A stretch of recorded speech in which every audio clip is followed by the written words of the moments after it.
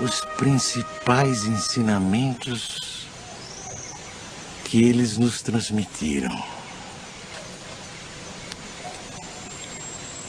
Deus é eterno, imaterial, imutável, único, todo-poderoso,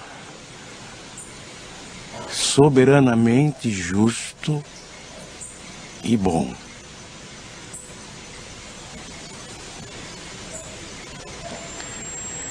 Este é o melhor conceito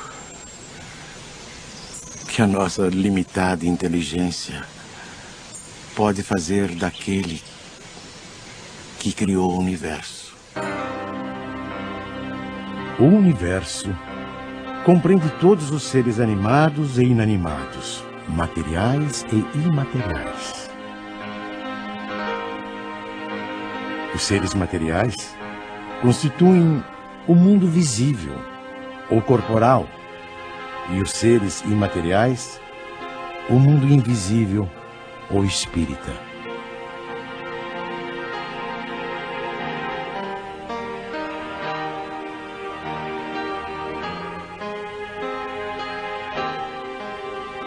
O mundo espírita é o mundo normal, primeiro, eterno. O mundo corporal é secundário.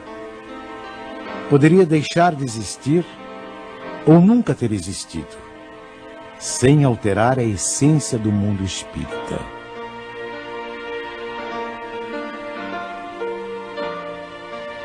Os espíritos revestem temporariamente um invólucro material, perecível, e sua destruição pela morte os devolve à liberdade. Entre as diferentes espécies de seres corporais, Deus escolheu a espécie humana para a encarnação dos espíritos que chegaram a um certo grau de desenvolvimento.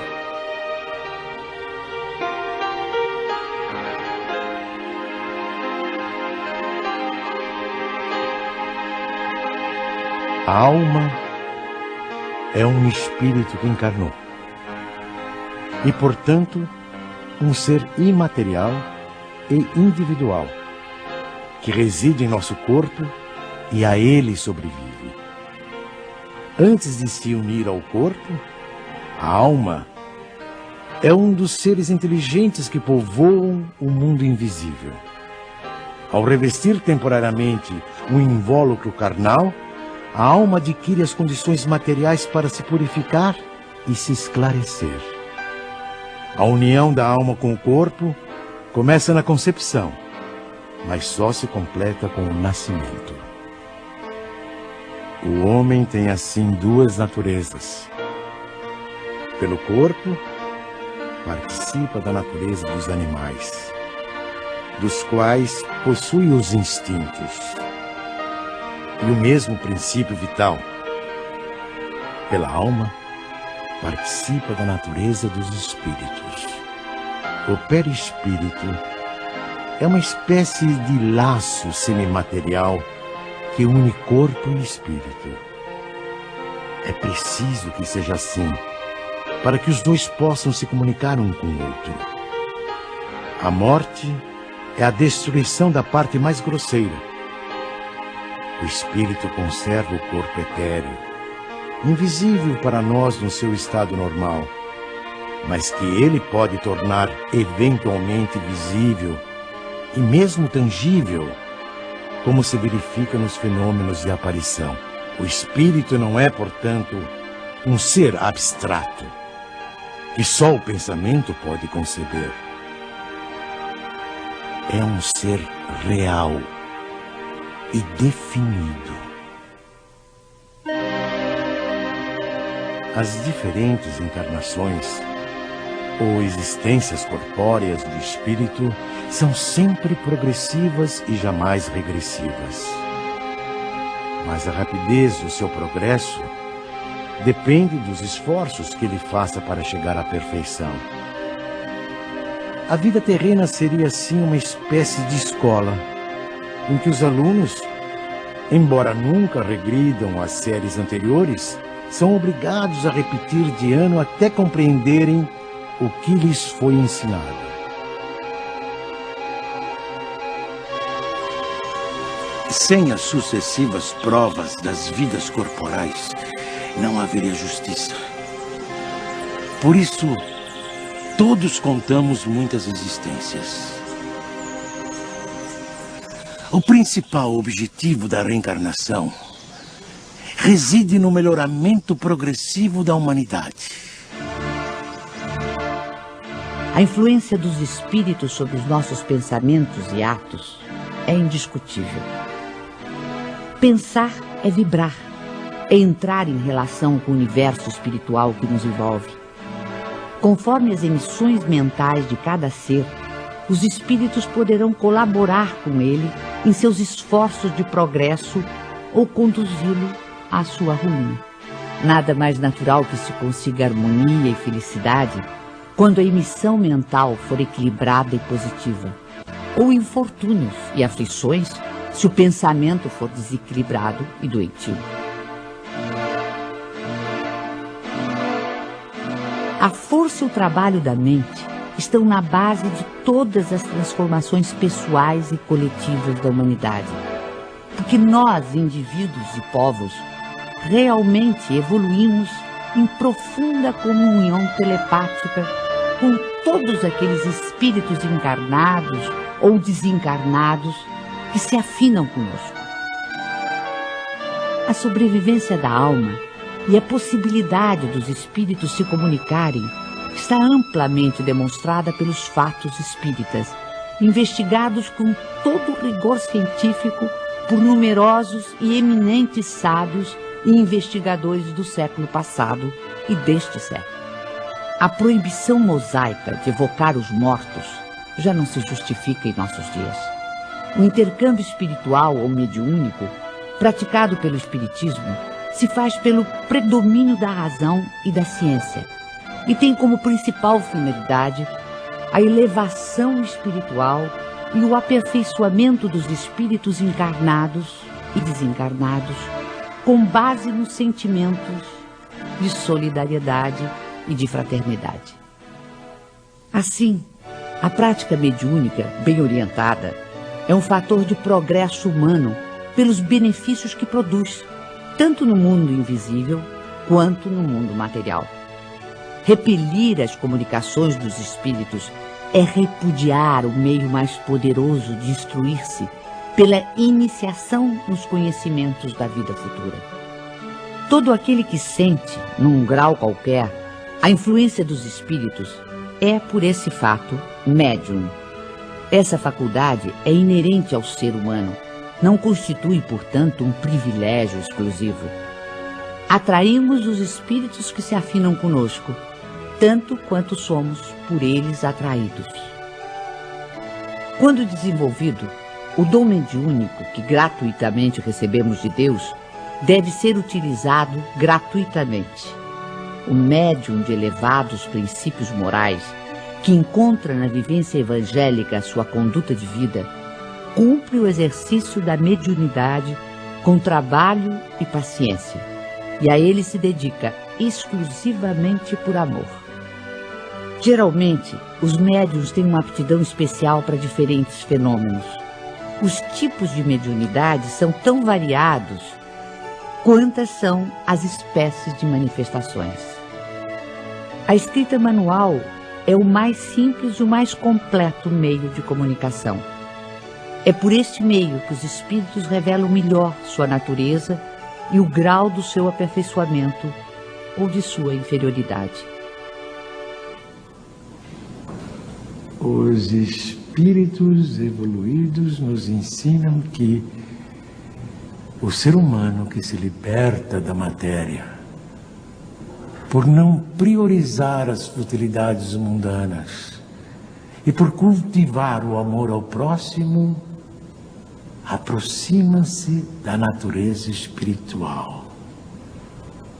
A moral dos espíritos superiores se resume como a do Cristo nesta máxima evangélica: fazer aos outros o que queríamos que os outros nos fizessem. Isto é, fazer o bem e não o mal.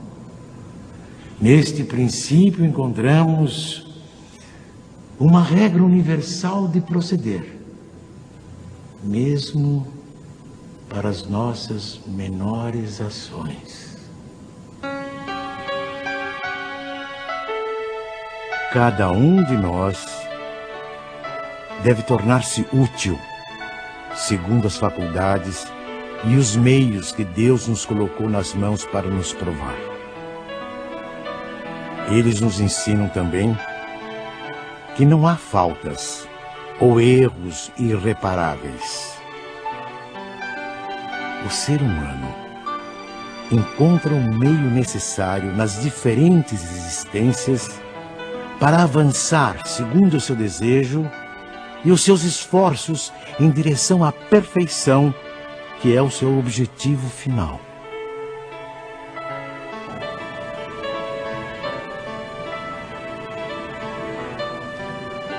Este é o resumo da doutrina espírita, como ela aparece no ensinamento dos espíritos superiores. O espiritismo, que apenas acaba de nascer, ainda é muito pouco compreendido em sua essência por grande número de adeptos. Mas posso imaginar uma associação ou sociedade em que seus componentes se reúnam com o propósito de se instruírem e não na expectativa de presenciarem fenômenos extraordinários.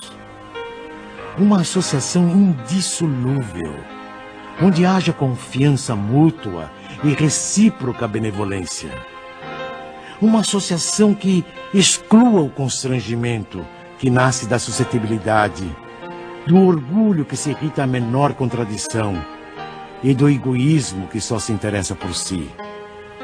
Esses grupos, correspondendo-se entre si, visitando-se, permutando observações, podem, desde já, formar o núcleo básico que um dia reunirá todas as opiniões, unindo os homens no mesmo sentimento de amor e de fraternidade cristã.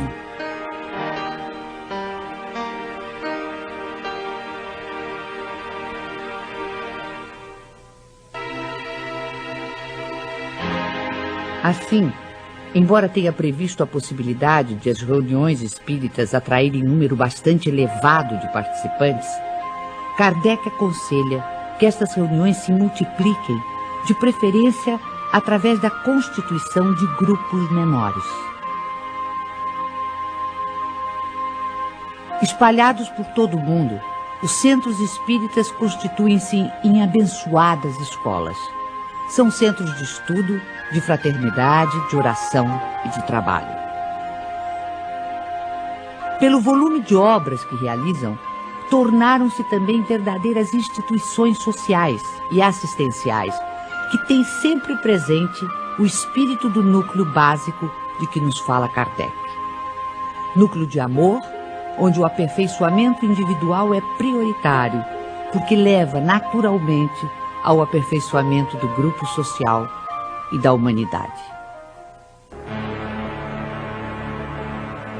Nosso sistema planetário não ocupa senão um ponto ínfimo do universo, situado quase no final da Via Láctea, uma galáxia onde existem aproximadamente 40 bilhões de estrelas, algumas tão grandes que uma só toma espaço igual ao ocupado pelo nosso Sol e quase todos os planetas em sua órbita. Uma das galáxias mais próximas, a nebulosa de Andrômeda, dista do nosso sistema solar cerca de 680 mil anos-luz. Ora, se o universo tem tais dimensões e se o número de planetas existentes conta-se pela ordem de trilhões ou mais, Seria ingenuidade supor que apenas a Terra seja habitada por seres racionais.